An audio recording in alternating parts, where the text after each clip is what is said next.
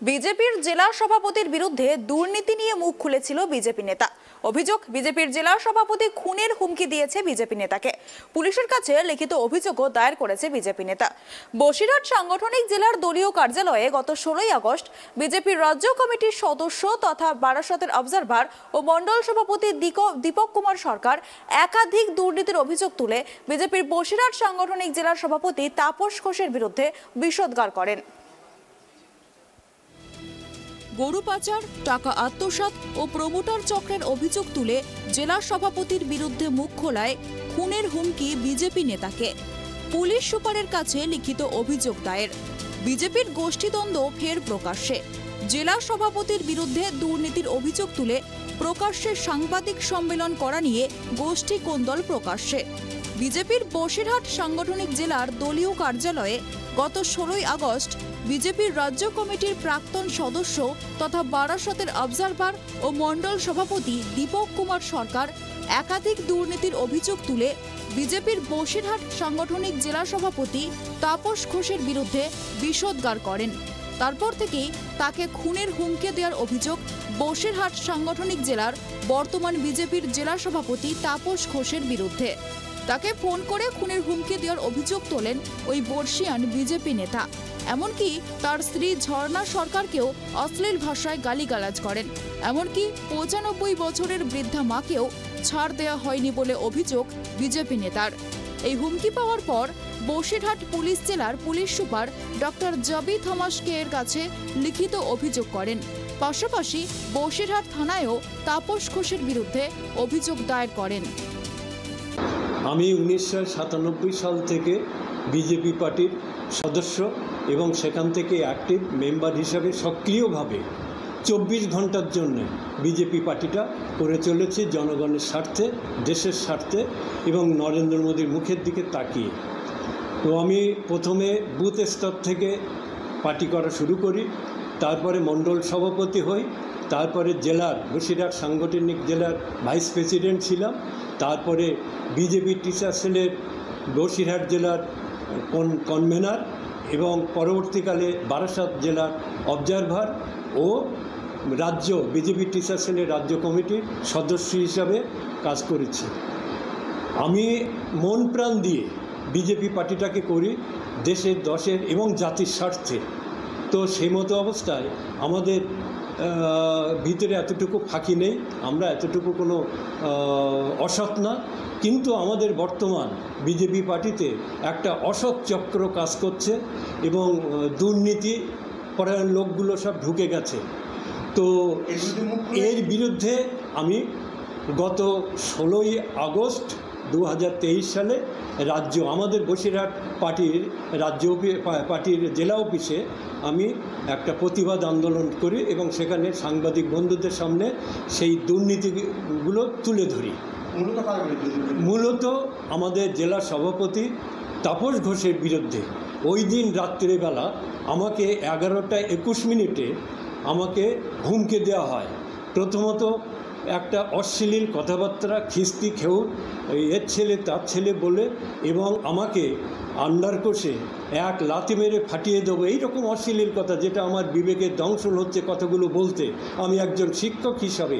কিন্তু ভদ্র সমাজে ওই ডিফারেন্স উইথ আদার্স এবং যে বিজেপির সততা, যে বিজেপি পার্টির যে একটা ভাবমূর্তিকে যে কলুষিত করত এবং বর্তমানে এইসব আরএসএস থেকে আগত এই পদাধিকারী যারা বিজেপির চেয়ার দখল করে বসে আছে, এদের বিরুদ্ধে এবং এদের ভাষা, এদের ব্যবহার এবং উদ্দেশ্য সম্পর্কে আমরা সন্দিহান এবং বিজেপি পার্টিটাকে ডিফারেন্স উইথ আদার্স এটা রাখতে দিল না, অন্যান্য পার্টির সঙ্গে সব এক হয়ে যাচ্ছে। 16 আগস্ট দুর্নীতির বিরুদ্ধে যে জেলা সভাপতির বিপক্ষে যে কথা উঠিয়েছেন উনি, তাতে উনি ভীষণভাবে হুমকি দিয়েছেন। তার জন্য আমরা মানে পরিবারের সবাই আতঙ্কিত যে কখন কি বিপদ এসে যাবে আমাদের পরিবারের উপরে।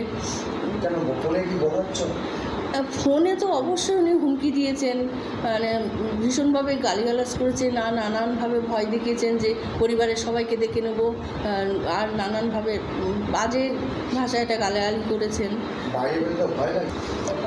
উনি তো ভয়টাকে অতটা গুরুত্ব দেন না, কিন্তু আমরা ভীষণভাবে পরিবারের লোকে ভীষণভাবে ভয় পাচ্ছি, যে কারণ ওনাকে যেহেতু ওই দুর্নীতির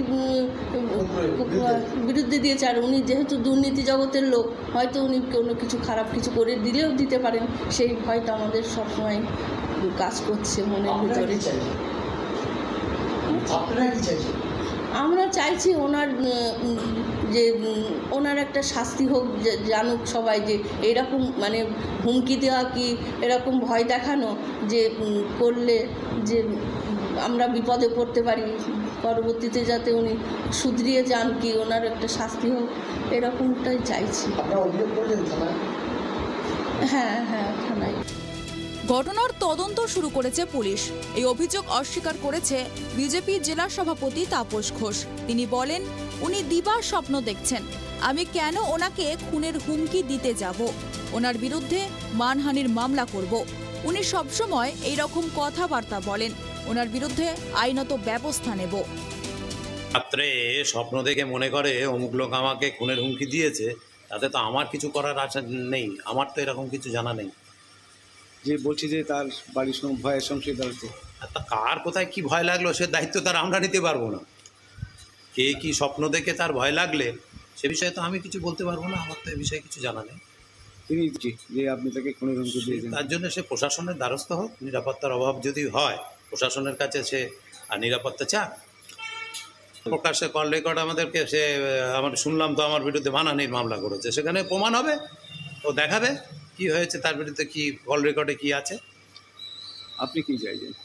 হ্যাঁ, কিছু চাইছে না আমি তো, তা ও যথেষ্ট বারবার একজন আর কোনো বিজেপি কার্যকর্তা বলে আমি জানি না, আর ও বারবার এই ধরনের অপমানজনক প্রচুর তথ্য আমাদের কাছে আছে। পাল্টা আমি তার বিরুদ্ধে আইনগত ব্যবস্থা নেব। এই সমস্ত আমাকে অপমান করছে, মানহানি আমাকে করছে, তার বিরুদ্ধে ব্যবস্থা নেব অ্যাজ একজন ব্যক্তি। এই ঘটনায় রীতিমতো নিরাপত্তাহীনতা ও আতঙ্কের মধ্যে দিন কাটাচ্ছেন ওই বিজেপি নেতা। ইতিমধ্যেই বিষয়টি নিয়ে বিজেপির রাজ্য সভাপতি সুকান্ত মজুমদারকে লিখিত অভিযোগ জানিয়েছেন বিজেপি নেতা দীপক কুমার সরকার। বিষয়টি নিয়ে কটাক্ষ করে শাসক দলের বসিরহাট সাংগঠনিক জেলার INTTUCর সভাপতি কৌশিক দত্ত বলেন, এই বিজেপিকে মানুষ দেখছে। বিজেপি তৃণমূলের বিরুদ্ধে কি লড়াই করবে? নিজেদের মধ্যেই লড়াই করে মরছে। এখনো ক্ষমতায় আসতে পারল না, তার আগে নিজেদের মধ্যেই দলাদলি ও মারামারি করছে। এরা মতাদর্শগতভাবে কোনো দলই করে না। এই বিজেপিকে মানুষ দেখছে যে বিজেপি তৃণমূলের বিরুদ্ধে কি লড়াই করবে, নিজেদের মধ্যে লড়াই করেই মরছে। এখনও ক্ষমতায় আসতে পারলো না, তার আগে নিজেদের মধ্যে দলাদলি, কাদা ছেঁড়াছড়ি, বিভাজন মানুষ দেখছে। আর বসিরহাটের বিজেপি নেতাদের সাধারণভাবে মানুষের সঙ্গে দেখা যায় না। ভোটের সময় কিছু বিভাজন, বিদ্বেষ আর ধর্মীয় সুরসুরির কথা, দাঙ্গার কথা, আর সোশ্যাল মিডিয়ার মাধ্যমে কিছু গুজব রটানো ছাড়া আর রামনবমীর মিছিল ছাড়া বসিরহাটের মানুষ বিজেপি কর্মীদের দেখতে পাওয়া যায় না। আমরা তো বুঝতে পারছি। সেদিনকে আমি একটা প্রেস মিটিংয়ে বসলাম, প্রেস মিটে, সেখানেও আমি বিজেপির কোনো নেতাকে খুঁজে পাচ্ছিলাম না। ওরা কোথায় থাকে? ওরা কি গর্তে ঢুকে গেল লোকসভা ভোটের আগে? এটাই আমার মনে হচ্ছে। আসলে বিজেপিতে বর্তমানে যারা দায়িত্বে আছেন বা দায়িত্বে ক্ষমতা আসার চেষ্টা করছেন, তারা বসিরহাটে মূলত ভূঁইপুর, এরা অন্য কোনো দলে জায়গা পায়নি। এই যে এখন বর্তমানে দেখছেন কিছু বাম নেতা ছেলেরা বিজেপি করছে, তারা তৃণমূলে আসার চেষ্টা করেছিল, কিন্তু তৃণমূলে তারা জায়গা পায়নি। তাই কী করবে? একটা তো জায়গায় যেতে হবে। দীর্ঘদিন মাতব্বরি করেছে, বামফ্রন্ট আমলে মাতব্বরি করার সুযোগ পাচ্ছে না, তাই বিজেপিতে গেছে। এরা মতাদর্শগতভাবে এরা কোনো দলই করে না। সম্পূর্ণ বিষয়টিকে নিয়ে শুরু হয়েছে রাজনৈতিক চর্চা। থানায় অভিযোগও জানানো হয়েছে। ঘটনার তদন্ত শুরু করেছে পুলিশ। বসিরহাট থেকে সিরাজুল মিস্ত্রির রিপোর্ট, ট্রাইব টিভি।